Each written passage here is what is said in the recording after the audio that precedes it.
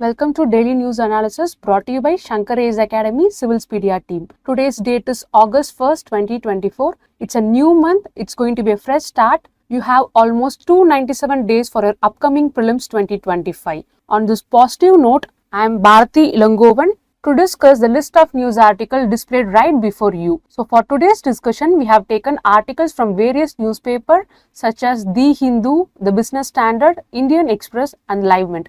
Without further delay, let's move on to the first article discussion. The first news article that we are going to discuss today is given in The Hindu. Recently, there was a major landslide in the Wayanad district of Kerala and almost 200 persons lost their life. Let's see what landslide is and what are the preventive measures taken to prevent this landslide and if there are any recommendations given by committees. Firstly, what is landslide? Landslide is a type of mass movement which includes sudden fall of rock and large mass of land. It's a sudden movement. Now let's see what are the preventive measures taken for the landslide. Firstly, construction of retaining walls. So if you have traveled to any hill station, you would have seen huge walls on the side of these roads. So these are known as the retaining walls and they will hold back the soil and rock which will prevent them from sliding from the steep slopes. Next is the construction of surface and subsurface drainage. So these drainages are used to divert water from the slope to prevent the accumulation which makes the soil saturated. Next, technique used to prevent this landslide are a slope stabilization technique. So this slope stabilization technique includes two methods. First is soil nailing. So soil nailing is nothing but a steel rod is used to stabilize the slope. And next is the rock bolting. This method involves anchoring the huge rocks from falling. Nextly, basic methods like afforestation and preservation of and encouraging of contour farming and terrace farming is done to prevent the landslide. We can use rapid alarming system, remote sensing and satellite images to prevent the landslide. Community awareness and drills are also conducted to prevent the landslide. So we saw the landslide occurred at the Wayanad. Wayanad lies in the Western Ghats of India. So this Western Ghats is an important ecological hotspot. So they have high biodiversity, water resources and the climate regulation is needed for this. So the major threats for the Western Ghats are deforestation, mining, unplanned development and climate change. We already saw, we'll be seeing about the committee recommendation to prevent this landslide. Firstly, we will see about the Gadgil committee recommendations. This committee was set up in 2010. It is also known as the Western Ghats Ecology Expert Panel. This committee was set up to assess the ecological health of the Western Ghats. Now we will see what are the recommendations given by this Gadgil committee. Firstly, they divided the Western Ghats into three ecological zones, namely Zone 1, Zone 2 and Zone 3. Zone 1 is most sensitive zone. So they have high ecological value and so that stringent conservation measures are needed to regulate this. Secondly, we have the moderately sensitive zone. This zone requires moderate level of regulation with the balance between a development and a conservation. The next zone is the least sensitive zone. The least sensitive zone has the least restriction allowing sustainable development in this zone. To ensure people participation in this, establishment of Western Ghats Ecological Authority was done. So it involves local representation to oversee the ecological management and the development activities. The genetically modified crops are banned on the Zone 1 and Zone 2 as they are more sensitive. Regulated development is done in these two zones. For example, there is a strict control on mining, quarrying and large-scale industries in these zones. To implement all these recommendations, we can enact laws to ensure better coordination between the center and the state. Having done with the Gadgil committee recommendation, now let's see about the Kasturirangan committee recommendation. This committee was set up 2 years later, that is in the year 2012, to review the recommendations given by the Gadgil committee. So they recommended the possibility of balanced sustainable development in the Western Ghats. Now we will see what are the key recommendations given by this Kasturirangan committee. Firstly, they classified the Western Ghats into two zones, ecologically sensitive zone and non-ecologically sensitive zones. The ecological sensitive zones cover almost 37% of Western Ghats. There is a strict and regulated development in this ecological sensitive zone. There is no mining, no new hydrological projects or thermal plants within this ecological sensitive zones. Only sustainable agriculture is allowed in this zone. There is a restricted control on the conversion of land for non-forest purposes. The expansion of land for agriculture purposes is also regulated here. On the other hand, sustainable development is allowed in the non-ecologically sensitive zones. Till now, we use the term ecologically sensitive zone. So, what are ecological sensitive zone? And let's see what are the differences between the ecological sensitive zones and the protected areas. Firstly, protected areas are areas which will have strict regulation and they are designated to protect the wildlife habitat and biodiversity. So, for example, we can say a national park, a wildlife sanctuary, etc. On the other hand, an ecologically sensitive zone is an area that surrounds the protected area.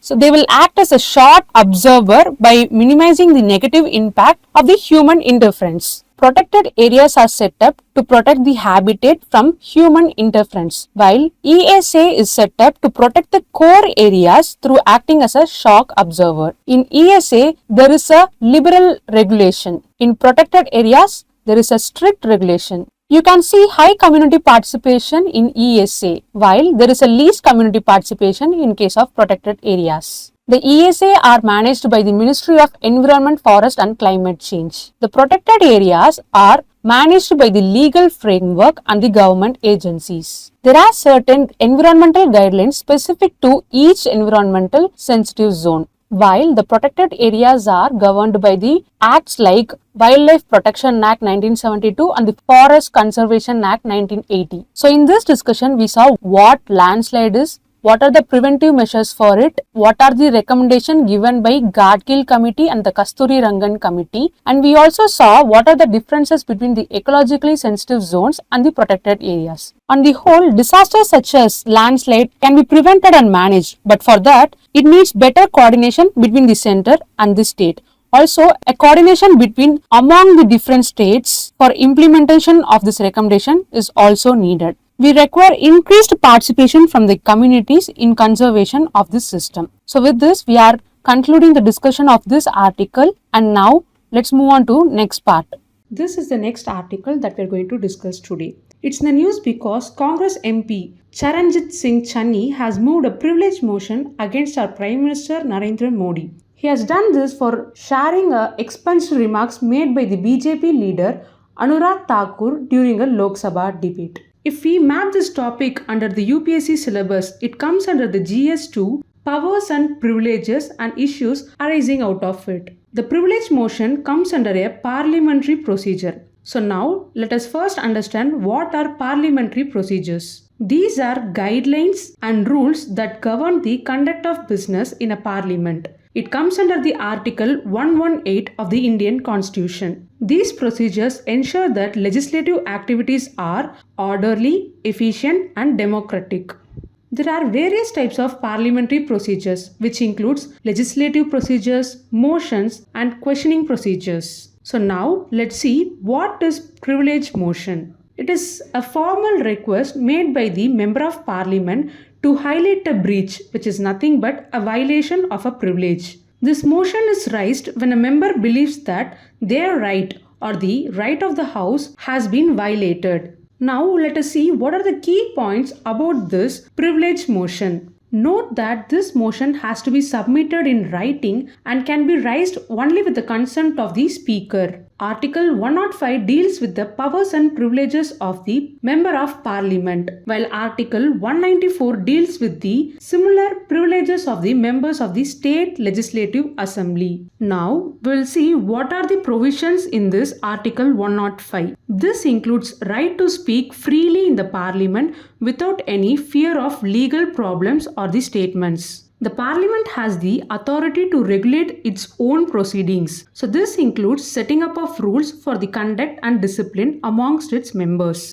If any MP feels their right or the right of the House have been violated, they can raise a privilege motion to address this issue. So this includes disrespectful comments, misconduct, or any violations of the parliamentary rules. Till now, we have discussed what is privilege motion and what are the key provisions under this privilege motion. And now we will see what is the procedure to do this. Firstly, a member wishing to raise a motion of privilege must submit it in the writing. Note that it has to be in a writing and the motion must be supported by a valid grounds. Next, it is subjected to the speaker's approval. If it is accepted by the speaker, it is then discussed in the House. Later, actions may be taken based on this discussion. If this motion is upheld, it may lead to a reprimand or a censure of the offending members. This reprimand or censure means nothing but it's a formal way of disapproving them. On the whole, privilege motion plays a critical role in maintaining the decorum and functioning of the parliamentary democracy in India. Now, let us see some important judgments relating to the parliamentary privileges. The first case that we are going to discuss is about Indira Gandhi privilege motion case in the year 1978. So after losing power in 1978, Indira Gandhi made derogatory remarks about the parliament during a public speech raising a privilege motion. So this motion highlighted the need for respect towards the legislative institutions. The case illustrated the tensions between the executive and the legislature, and it also emphasized the importance of parliamentary decorum and privilege in India. The next case that we are going to see is about Keshav Singh versus the Speaker in the year 1965. Mr. Keshav Singh was suspended from the Uttar Pradesh Legislative Assembly for the contempt. He challenged the suspension in the court. So the significance of in this case, the Supreme Court ruled that privileges of the legislature are not absolute and it is subjected to the judicial review. So this establishes the balance between the legislative power and the constitutional rights. The final case that we are going to discuss regarding this parliamentary privilege is between Rajaram Pal versus the Speaker in the year 2007. So Rajaram Pal was expelled from the Lok Sabha for alleged misusing the parliamentary privileges. So in this case, the Supreme Court affirmed that while legislature can regulate its proceeding, it can do only within the framework of the Constitution. It said that the legislative actions can be reviewed by the judiciary. So these are the three landmark cases with respect to the parliamentary privileges in India. Finally, we will see what is a privilege committee. So this committee was established in the year 1952. It was created based on the rules of procedure of both the houses of the parliament under the authority of constitution. So this is composed of members from both the houses of the parliament. Thus, this includes representatives from various political parties to ensure a balanced representation among them. The main function of this committee is to inquire into breaches, prepare reports and give recommendation. So in this discussion, we saw about what is privilege motion and what is the procedure to do a privilege motion and some landmark cases regarding it. We ended with the privilege committee. With this, we'll conclude this discussion and move on to the next article. This is the next article that we are going to discuss today. Regarding this article, first we need to understand what are ETF. ETF is nothing but exchange traded funds. These are investment funds traded on stock exchanges similar to the stocks. They hold a diversified portfolio of assets like stocks, bonds, or commodities. They aim to track the performance of specific index. Its trading value is based on the net asset value of the underlying stocks. ETF share prices fluctuates all day as it is bought and sold. So in this case, it is totally different from the mutual funds that are traded only once in a day after the market closes down. So a exchange traded fund can own hundreds of and thousands of stocks across the various industries, or it can even hold isolated stock. For example, bond ETF. So this includes government bonds, corporate bonds, etc. Now we will see what are the advantages of this exchange traded funds. First is the diversification. So these ETF provide exposure to a broad range of assets. They will also reduce the risk associated with the individual securities. Next is the liquidity. ETFs can be bought and sold throughout the trading day at market prices. The next advantage is that they have a lower expense ratio compared to the mutual funds. The holdings are usually disclosed daily. The transparency of the ETF is another advantage. The ETF provide a variety of investment strategies including sectors, commodities and bonds. This flexibility is also another important advantage. On the whole, the flexibility, transparency, lower cost, liquidity and diversification are the important advantages of these ETF. Nextly, we will also discuss about the India's capital gain taxation. This is a tax on the profit that we get from sale of a non-inventory asset such as stocks, bonds or the real estate. So, when the selling price exceeds the purchase price, then the capital tax is levied. So in India, they are of two types based on the duration of holding the asset.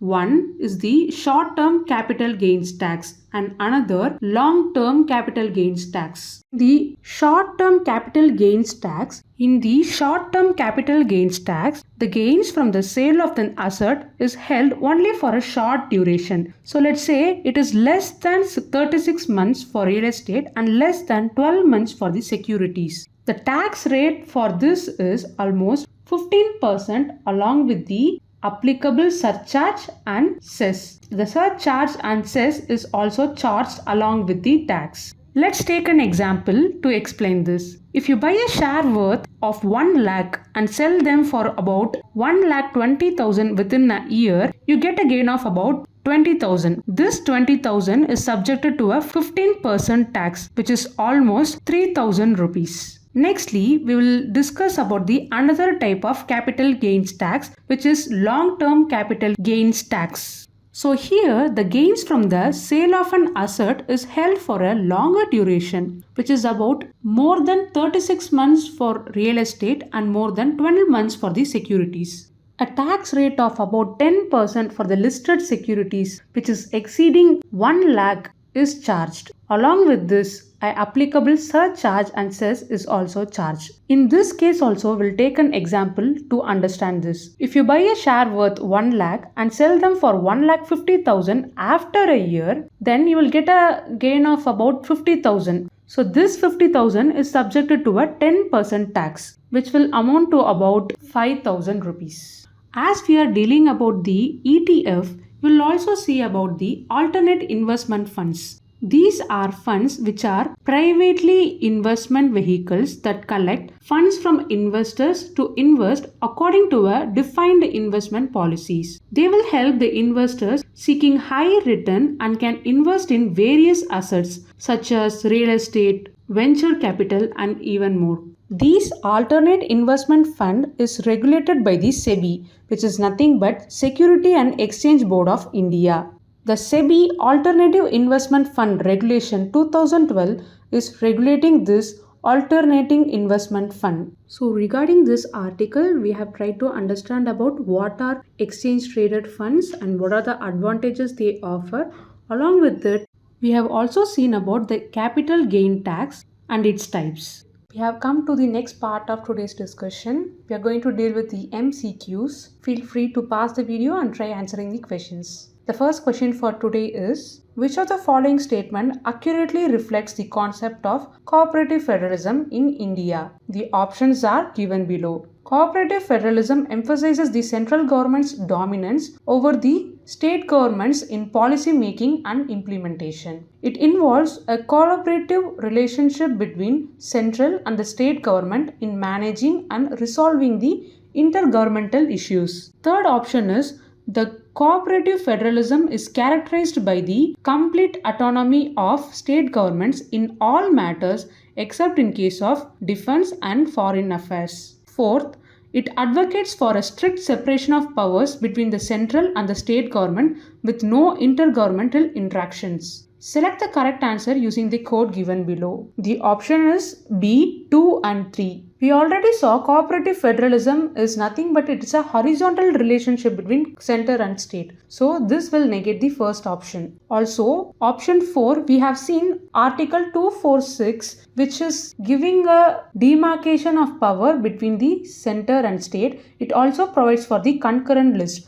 So this will negate the fourth option too. So we are left with the final option 2 and 3. Now let's check out about the next question. The next question is with respect to the privilege motion. 1. It can be moved only by the Lok Sabha. 2. Any notice should be an incident of the recent occurrence. Third, Speaker or the Chairman is the first level scrutiny of the privilege motion. Which of the above statement is or correct? Option C, 2 and 3 only, because it can be moved both by the Lok Sabha as well as the Rajya Sabha. The final question that we are going to discuss today is here. Consider the following statements. Statement 1. Terrace farming and contour farming are effective steps to prevent the landslide. Statement 2. Terrace and contour farming helps in diverting the water flow. So in this question, the answer is both statements are correct, and statement 2 is the correct explanation of statement 1. With this, we have come to end of today's discussion. If you found the video informative, do hit like, comment and share the videos with your friends.